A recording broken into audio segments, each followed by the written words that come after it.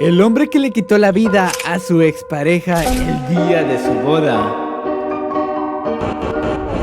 Romper una relación es lo más normal del mundo, y si llegaste a querer bastante a esa persona, pues pasas unos días, semanas, incluso meses triste por esa persona, y después vuelves a la normalidad, ¿no? Pues este señor de acá quedó tan mal de la cabeza que el día que su expareja se casó, entró a la boda y le disparó.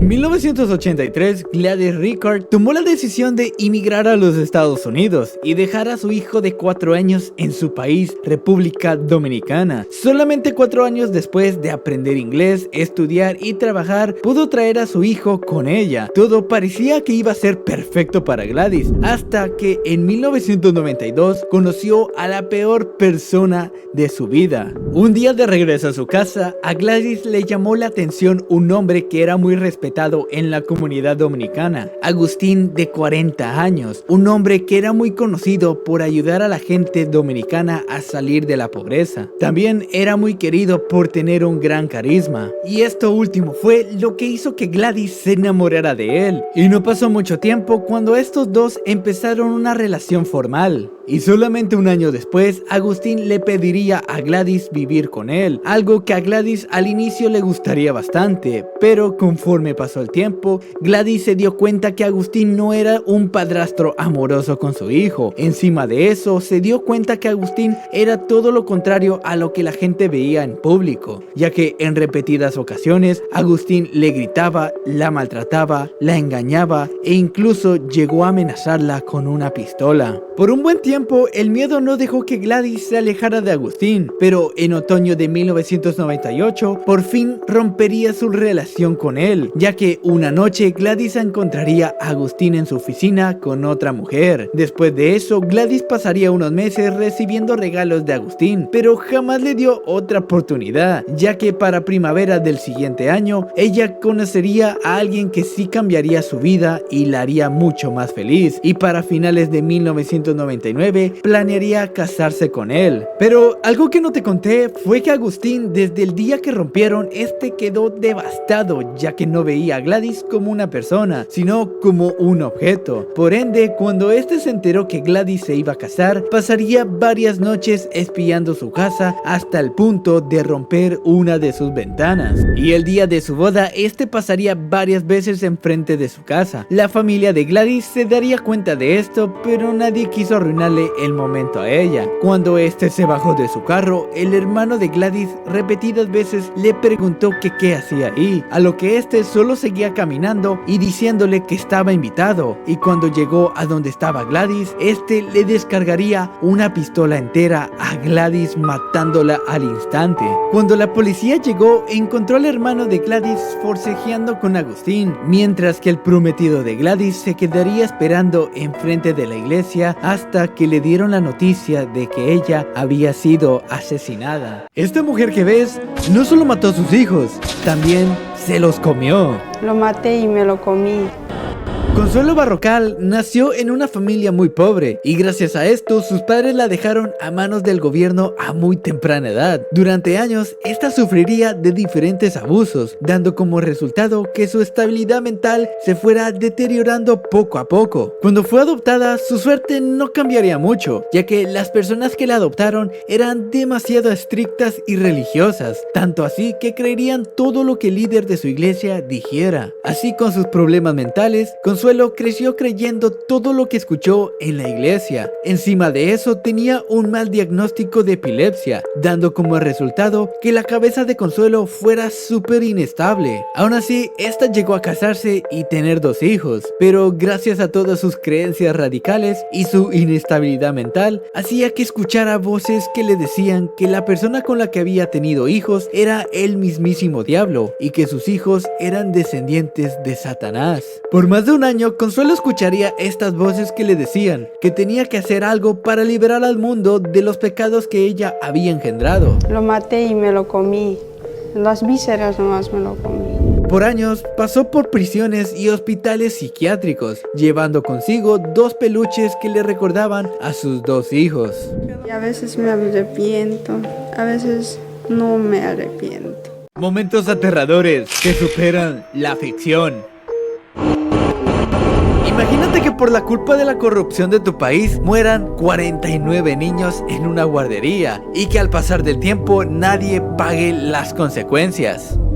El 5 de junio del 2009, en Hermosillo, Sonora, ocurrió uno de los accidentes más fatales de la historia de México. Una guardería llamada ABC se incendió por la culpa de una bodega del gobierno, ya que esta bodega almacenaba cientos de papeles de vehículos del estado, más o menos 5 toneladas de papeleo. Ese día, mientras los niños dormían su siesta, los trabajadores de la bodega salieron a comer. Lo que no sabían es que al regresar media hora después, iban a encontrar un infierno, ya que por razones desconocidas un incendio empezaría y rápidamente se propagaría hacia la guardería ABC, donde 176 niños y 50 adultos se verían atrapados por el fuego y vapores tóxicos causados por el cielo falso del hogar. La gente de los alrededores, al ver el humo negro, sin pensarlo corrieron hacia la guardería para ayudar lo más que pudieran. Pero esta guardería tenía un grave defecto, y es que no tenía salidas de emergencia y encima las puertas que tenía se abrían hacia adentro. Esto haría que los grupos de emergencia se quedaran inmóviles y sin saber qué hacer. Pero por suerte no todos los héroes usan capas,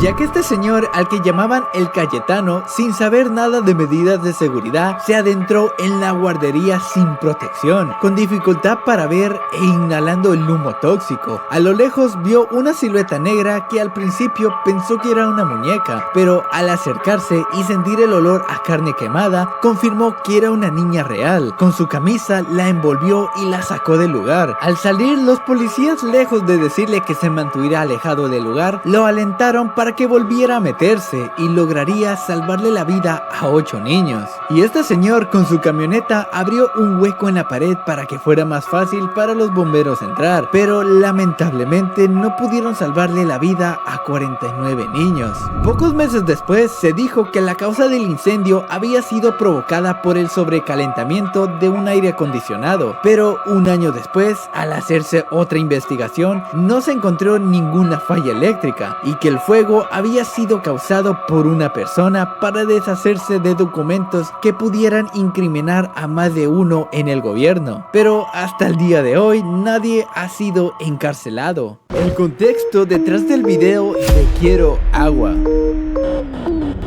¿Alguna vez has sentido la sensación de tomar agua cuando te golpeas? Bueno, esto se debe a que el dolor y la inflamación hacen que tu cuerpo quieran reponer líquidos para recuperarse más rápido. Así que no creo que te puedas imaginar el dolor y las ganas de tomar agua que esta persona sentía cuando le arrancaron la piel de la cara. Durante el 2020, por las redes sociales se viralizó un video donde el cartel Jalisco Nueva Generación realizaba uno de sus métodos de tortura favoritos: arrancarle la piel a sus víctimas. Y el causante de esta carnicería fue Fabián Urbino Morales, alias el Payaso, de 38 años. Y le dicen el payaso porque antes de haber sido miembro del cartel, este se dedicaba a ser payaso en un circo. Y te preguntarás cómo alguien con ese pasado fue capaz de hacer lo que hizo, ya que en el video vemos a un hombre que ya no tiene nada de piel en la cara y de alguna manera aún sigue vivo. A este, 2 hombres lo están sosteniendo mientras el payaso le pregunta en repetidas veces: ¿quién soy? ¿Quién soy? Y el pobre hombre, ya sin fuerzas, solo le suplica por agua. Después de seguir suplicando por agua, el video se corta. Un par de meses después, el payaso sería detenido el 14 de octubre del 2020 y se dice que ahora da shows como payaso en prisión. El hombre que soportó 83 días antes de morir, devorado por la radiación. Te hago una pregunta. ¿Qué harías si tuvieras un ser querido que está en el hospital agonizando de dolor? ¿Pedirías que acaben con su vida o serías tan egoísta que continuarías con su sufrimiento aún sabiendo que no hay cura para su enfermedad?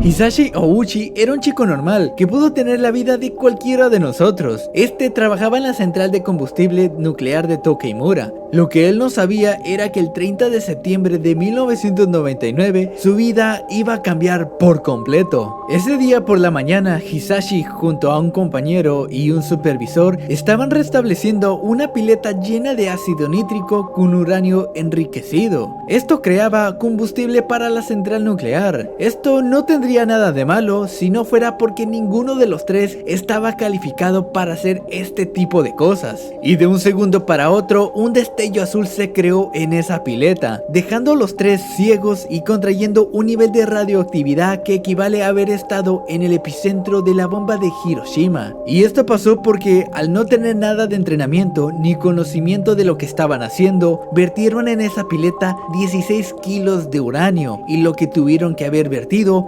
eran 2,4 kilos. A pesar de la gran explosión, Hisashi pudo sobrevivir. Cuando iba camino al hospital pudo explicar qué fue lo que pasó y según él no tenía ninguna manera de cómo medir el uranio, razón por la cual pasó el accidente. Al momento de llegar al hospital se dieron cuenta de la gravedad de sus heridas. Las quemaduras que tenía no solo eran superficiales, también eran internas. Durante los siguientes días, la radiación que tenía su cuerpo causó que tuviera hemorragias internas. Encima de eso, todas sus células blancas fueron evaporadas, haciendo que fuera imposible para su cuerpo regenerarse o curar cualquier herida. Y aunque Hisashi llorara sangre y pedía que por favor terminaran con su vida, los médicos lo seguían manteniendo con vida, haciéndole hasta 10 transfusiones de sangre por día. Y no lo mantenían con vida por ser buenas personas, sino porque la compañía de combustible no quería ser demandada y tampoco quería dar compensación a nadie de los afectados. Pero a pesar de sus intentos enfermos de mantener a Hisashi con vida, este murió después de 83 largos días de sufrimiento. Y los dueños de esta compañía, al cabo de un par de años, tuvieron que ir a la cárcel por 1 o 3 años. Encima tuvieron que pagarle millones de dólares a los familiares de los afectados. Y al final cerraron la compañía.